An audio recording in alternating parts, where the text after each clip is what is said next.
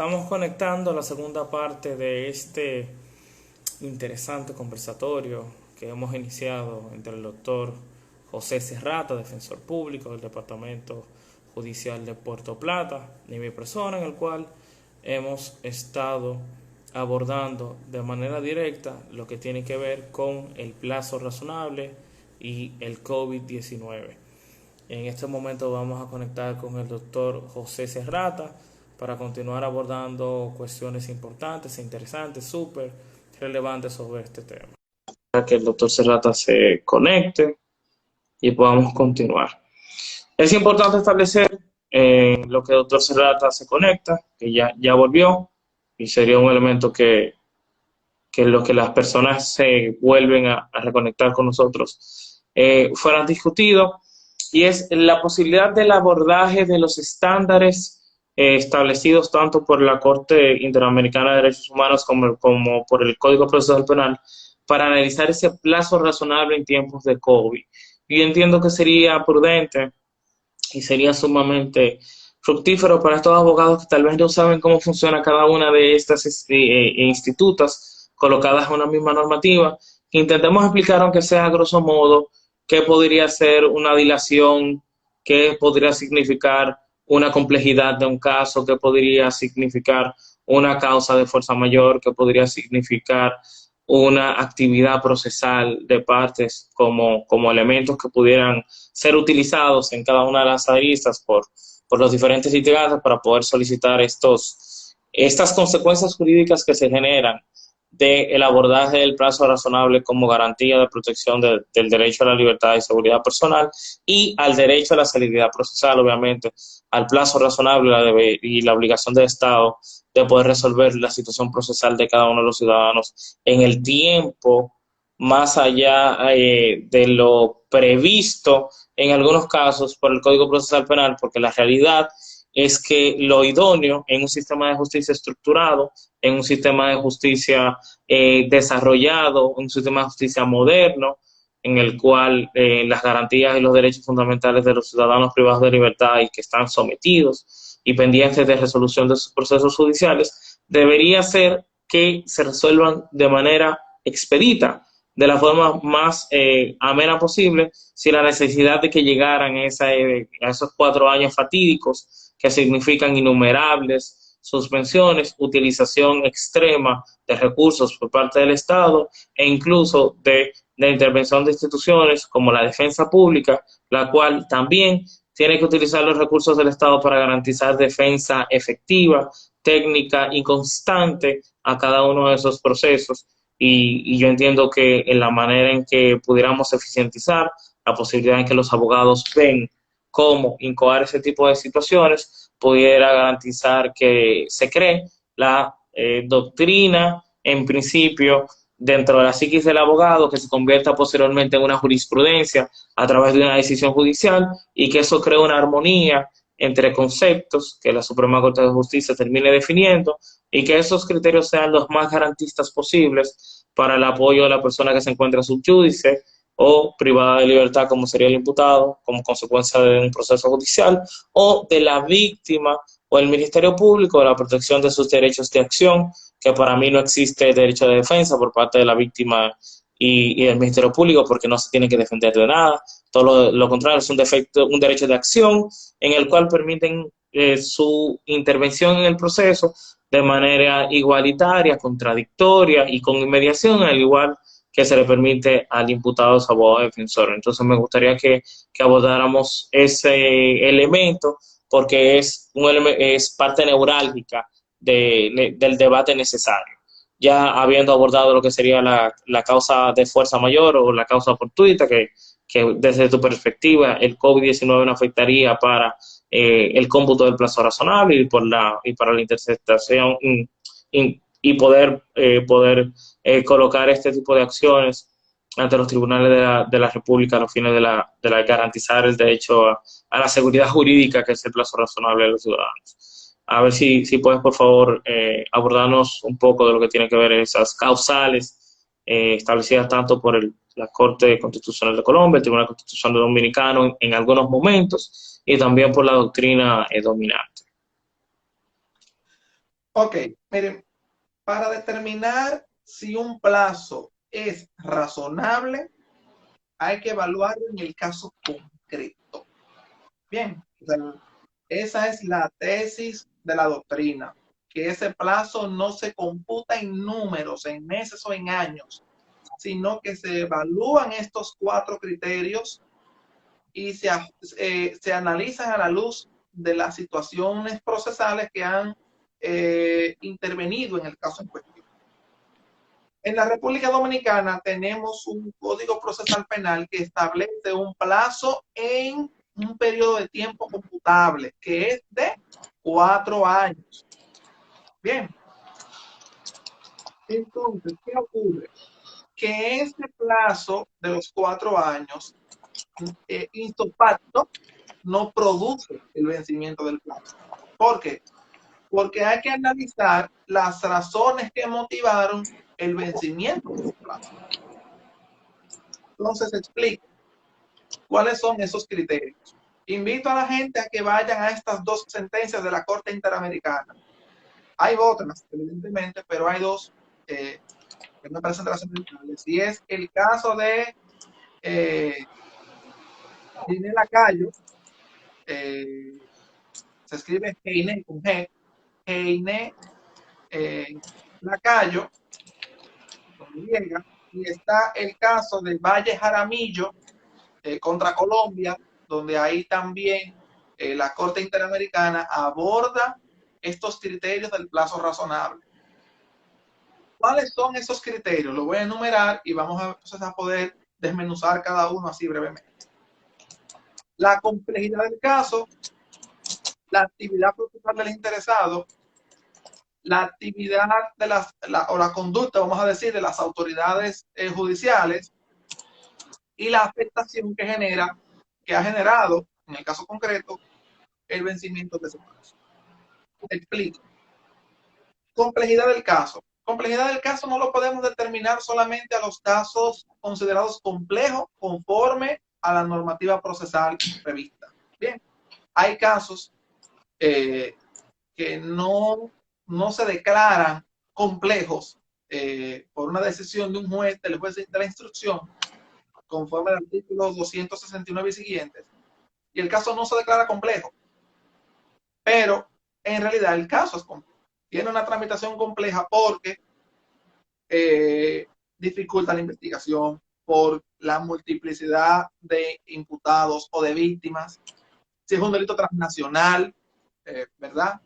Vamos a decir que estos son en esencia los aspectos que se evalúan o se toman en consideración a la hora de determinar si un caso es o no complejo. ¿Ok? El grueso del expediente, evidentemente, un expediente con una alta multiplicidad de pruebas, un caso, para poner Multiplicidad de un caso imputados, famoso, el caso de multiplicidad de tipos Brecht, penales, hechos, conducta. exactamente, caso de Brecht, el caso de los tucanos, el caso Paya, ¿verdad? Son casos de tramitación compleja, ¿ok? Porque por la multiplicidad de delitos, por la existencia de varios imputados o varias víctimas, o una, que debe ser un número, ¿verdad?, significativo. Eh, y bueno, por ahí se determina la complejidad del caso. Entonces, un caso eh, puede determinarse como complejo partiendo, vamos a decir, de estos criterios o estos elementos. La actividad procesal del interesado. Una víctima ajena al proceso, pero un imputado interesado y privado de libertad. Un imputado que ha comparecido a todas las fases del proceso, si está en libertad y ha comparecido a todas las audiencias, frente a una víctima totalmente ignorante, frente a un fiscal que siempre tiene la excusa de que no presentó los testigos, de que no lo pude traer, de que no pude ejecutar la conducencia,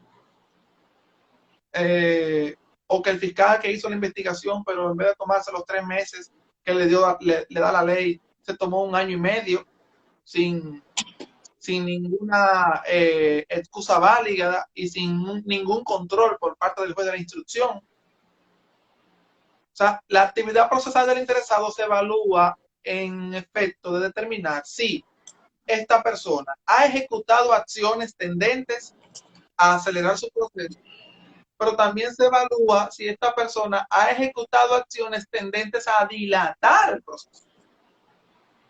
Entonces, en estos casos, el litigante debe evaluar, ¿verdad?, cuál ha sido el comportamiento de cada uno de los sujetos procesales. Con respecto a las dilaciones indebidas, es importante establecer dos criterios. Uno del Tribunal Superior Español, que es consono con el de la Corte Constitucional de Colombia, en el cual establece que el ejercicio del derecho por parte de una de las partes nunca podrá ser utilizada como pretexto para computarizar una dilación indebida. O sea, el ejercicio de un derecho, la aplicación de una instituta que en algún momento pretendía garantizar el uso efectivo de un derecho, de una prerrogativa que algunas de las partes tenían en el proceso y que genera una suspensión necesaria para poder completar ese trámite, en modo alguno podía ser computado en contra de esa parte que hacía uso de ella, porque resulta obviamente necesario que si el imputado no se encuentra asistido por defensa técnica, que se suspenda a los fines de que un abogado defensor técnico con conocimiento previo de su caso pueda estar presente y pueda ejercer medios de defensa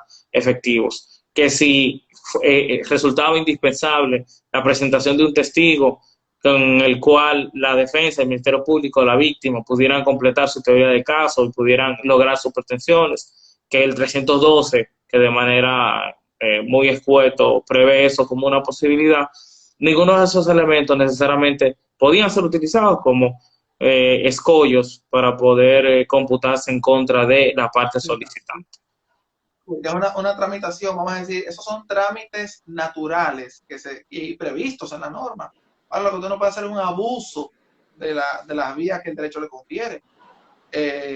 Y en definitiva, ahí se evalúa esa actividad procesal del interesado. Un imputado que cambia de abogado 3, 4, 5, 6, 7 veces, evidentemente está procurando, vamos a decir de entrada, se pudiera visualizar su interés en dilatar el proceso. Bien. De una víctima que se comporte en iguales condiciones, que cambie muchísimas veces de domicilio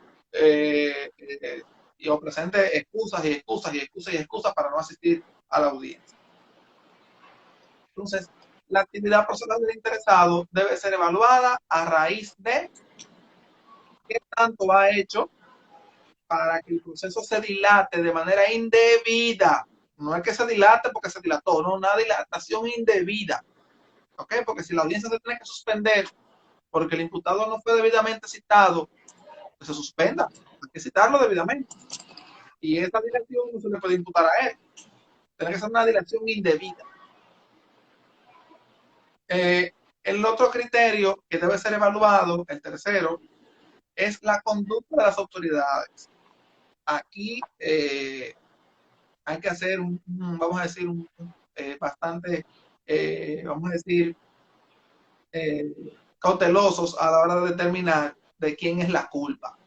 Bien, en muchos casos ocurre que la tramitación del proceso en los despachos judiciales, no puedo decir, vamos a decir el caso Puerto Plata, una jurisdicción que es bastante ágil, pero hay jurisdicciones donde un proceso judicial se está conociendo hoy, para poner una fecha, y la próxima fecha de suspensión de la audiencia es para noviembre.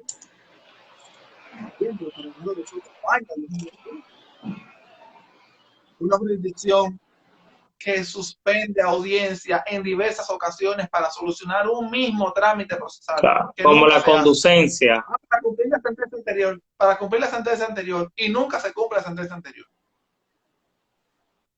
Una jurisdicción que no da o no procura el cumplimiento estricto de los plazos procesales, es decir, si hay un periodo de investigación de 3 meses, a los 3 meses el juez de la instrucción debe intimarse su deber. El juez no puede decir, que yo tengo mucho trabajo, no puedo intimar. El fiscal dice, yo tengo mucho trabajo, yo no puedo investigar en ese plazo. O sea, hay que evaluar esa conducta de las autoridades. Una secretaria que tiene 7 meses para hacer una notificación de un recurso y no lo hace, o no lo tramita. Hay casos donde la Suprema Corte de Justicia ha determinado que la responsabilidad es del Poder Judicial, tomando en cuenta de que la secretaria duró tres años para tramitar un recurso. Simplemente hacer una remisión, una notificación. O sea, se dan circunstancias en las cuales se tiene que evaluar cuál ha sido la conducta de las autoridades judiciales, si han mostrado diligencia en la tramitación de los actos procesales que motiven entonces que el proceso avance, o en caso contrario, si es que trabajan con una negligencia tal que no producen los actos procesales y eso produce la dilación. Y el cuarto elemento, aquí sí, vamos a decir algo abstracto, ¿verdad? El criterio es la afectación generada durante la tramitación de ese plazo. Evidentemente, se ven limitados una serie de derechos cuando una persona está sujeta a un proceso judicial. Bien, ¿por qué? Bueno, porque está limitada de su derecho al libre tránsito, su libertad ambulatoria está regulada porque esta persona está sujeta a medidas de coerción.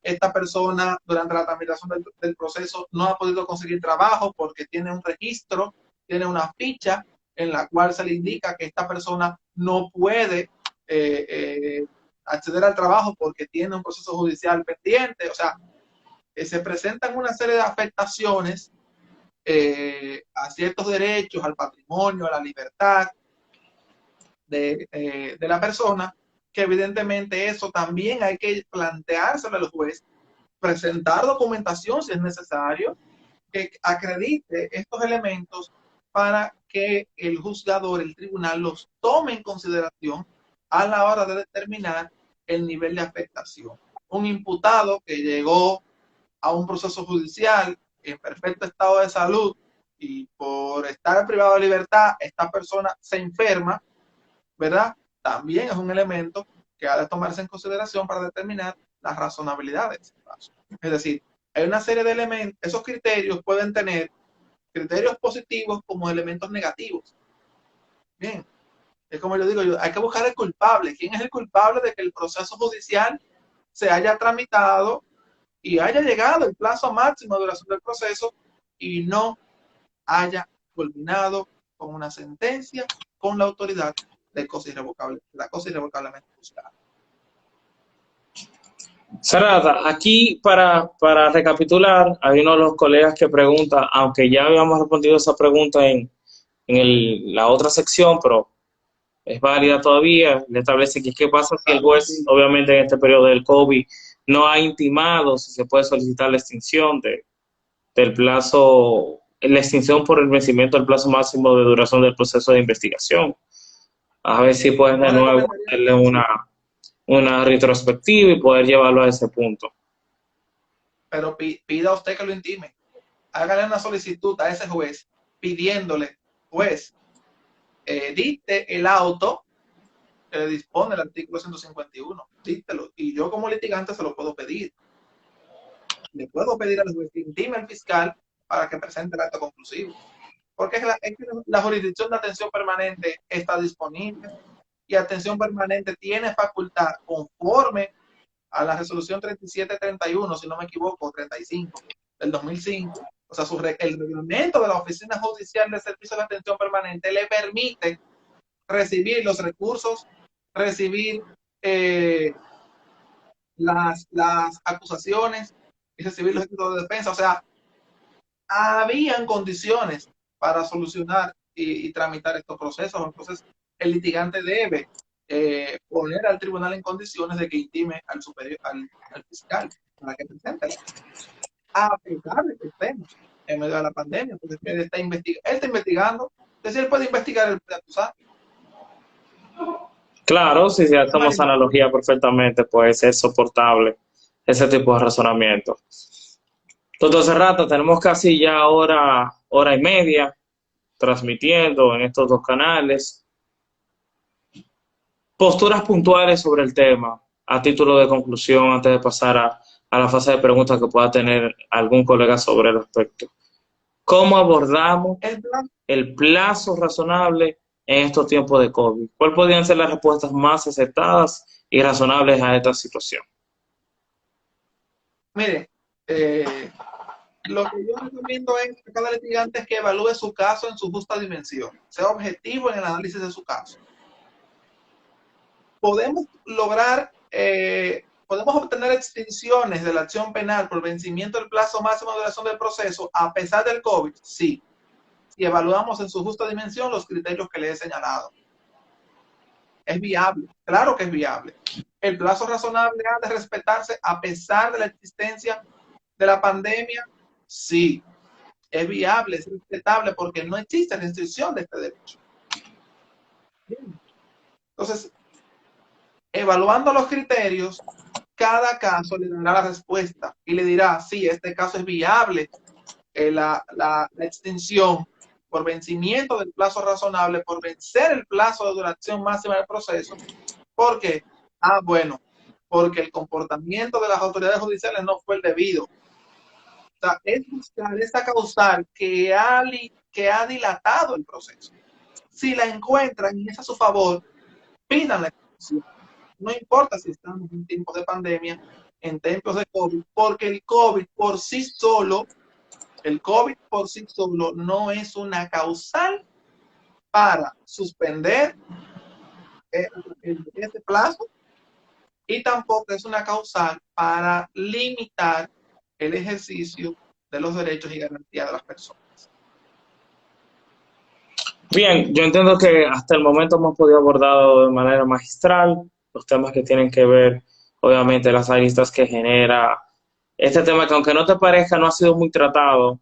Yo creo que nosotros hemos sido los primeros que hemos hablado de cómo el ordenamiento jurídico tendría que reaccionar ante la problemática que se generó con la suspensión de los plazos y sobre los derechos de los ciudadanos, no solamente los restringidos de su libertad como consecuencia de prisión preventiva, sino también de cualquier ciudadano sometido a la acción de la justicia y que su proceso quedó en un estado de sobreseimiento mecánico como consecuencia del estado de excepción en la modalidad del estado de emergencia, que es en el que nos encontramos en República Dominicana.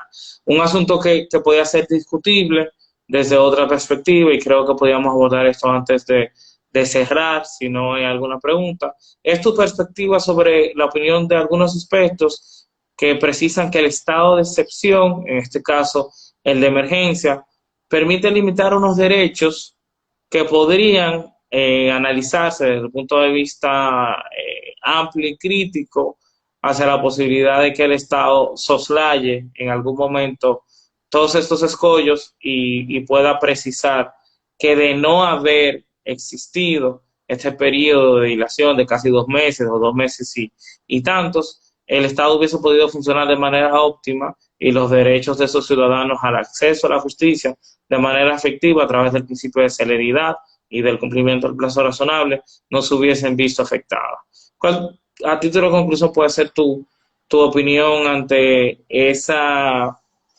argumento necesario que va a ser utilizado por todas las partes? Yo entiendo que en su justo valor, desde la perspectiva del imputado, su defensa técnica, la víctima, su abogado creyente, constituido actor civil y obviamente también el Ministerio Público con la intención de justificar esta posible o no existencia de una dilación que evitaba que el proceso pudiera surgir conforme a la naturaleza descrita por el código.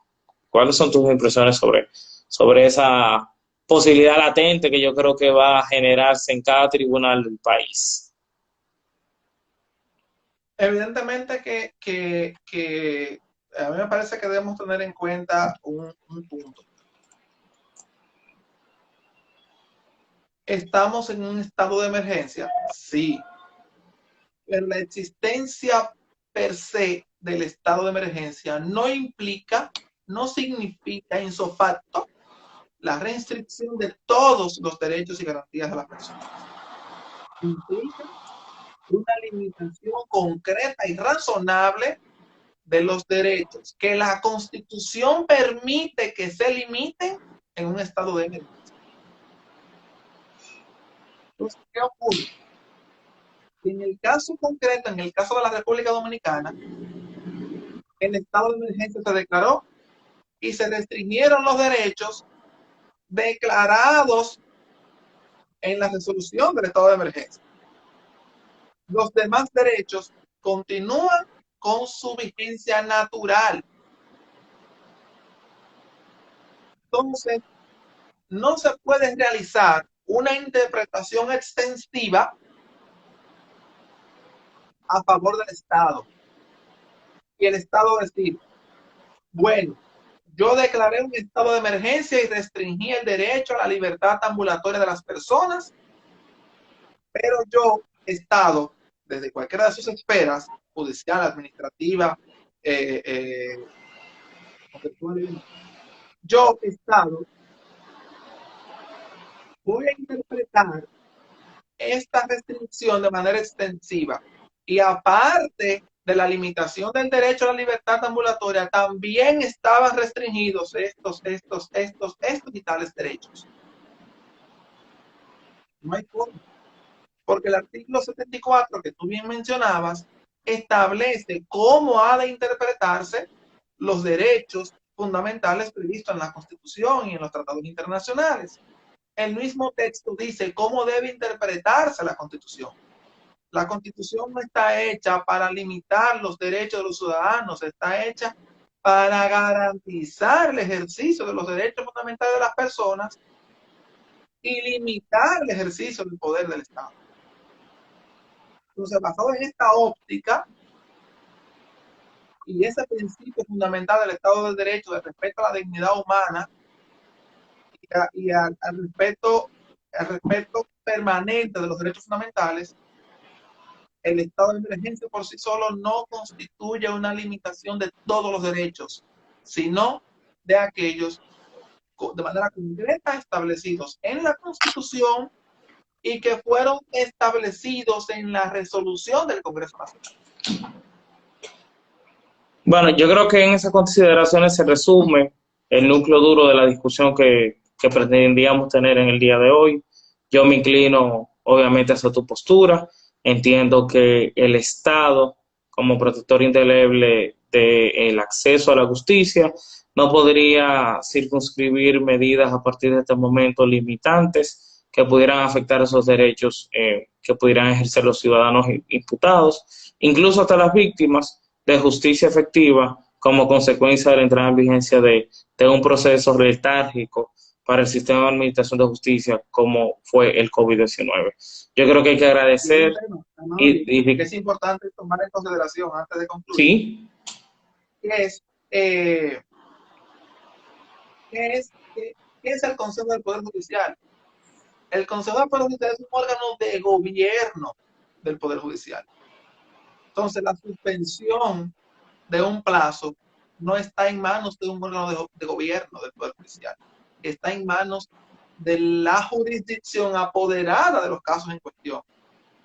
Entonces, ahí habría también que analizar qué impacto pudiera tener este reglamento, esta resolución del Consejo del Poder Judicial, que tiene un carácter meramente administrativo frente a la necesidad de salvaguardar el debido proceso, el plazo razonable, cuyo deber no está en manos del órgano de administración del Poder Judicial, sino en manos de los tribunales en sus condiciones, en su condición de órganos jurisdiccionales.